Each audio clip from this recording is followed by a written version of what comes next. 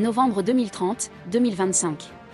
Les informations mondiales d'aujourd'hui nous présentent un mélange préoccupant de destruction, de manœuvres géopolitiques et d'avancées cruciales à travers le monde. Nous allons examiner les conséquences d'un cyclone catastrophique, une confrontation tendue impliquant des forces internationales, des troubles politiques persistants et des conversations surprenantes qui façonnent l'avenir de la paix. Suite à la tempête Senyar, plus de 440 personnes ont perdu la vie et 400 sont portées disparues à travers l'Indonésie, la Thaïlande, le Malaisie, les Philippines et le Sri Lanka. Des glissements de terrain et des inondations ont causé des dommages considérables à Aceh, Sumatra du Nord et Sumatra de l'Ouest. Les opérations d'aide ont été confrontées à des problèmes logistiques et à des allégations de corruption impliquant le président Marcos Jr., le sénateur Imé Marcos et la vice-présidente Sara Duterte. Des manifestations et des défections potentielles restent des facteurs déterminants pour l'évolution de la situation. Et maintenant, passons à un développement majeur en Amérique. Samedi, le président américain Trump a annoncé la fermeture de l'espace aérien vénézuélien suite à des frappes américaines ciblant des bateaux présumément utilisés pour le trafic de drogue, entraînant 83 décès et désignant le cartel de Los Sol comme organisation terroriste étrangère.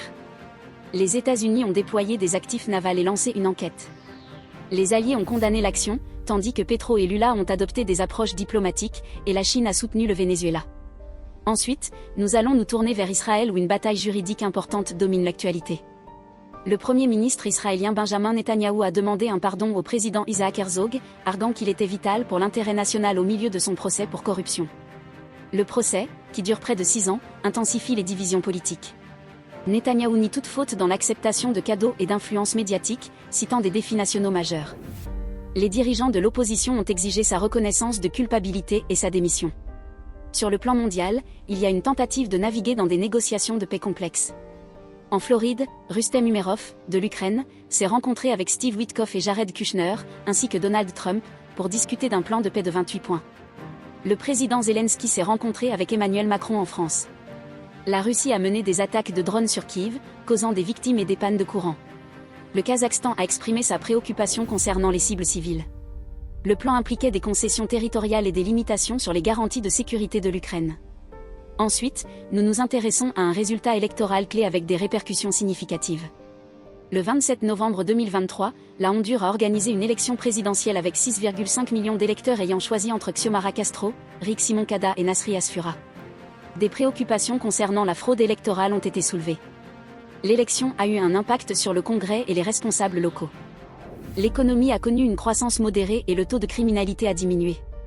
Le sous-secrétaire d'État américain Lando a mis en garde contre toute ingérence. Enfin, un développement surprenant concernant la sécurité alimentaire mondiale. En 2023, 19 976 enfants ont été nés par FIV, ce qui représente un total de 433 858 depuis 1997. Le ministre allemand de l'Agriculture, Alois René, a proposé d'intégrer des fermes dans des exercices de l'armée allemande en raison des vulnérabilités de l'approvisionnement alimentaire. La police a renforcé la surveillance des manifestations contre l'AfD, anticipant une violence grave. Le ministre a souligné la production alimentaire comme infrastructure critique et a averti des risques de déclin, y compris des attaques potentielles contre le métro de Berlin. Et en conclusion de ces nouvelles d'aujourd'hui, il est clair que des défis complexes continuent de nécessiter une attention immédiate et une réflexion attentive à l'échelle mondiale. Si vous souhaitez approfondir ces histoires, n'hésitez pas à consulter notre podcast via le lien dans la description, et n'hésitez pas à partager vos réflexions et commentaires sur les sujets que nous avons abordés aujourd'hui.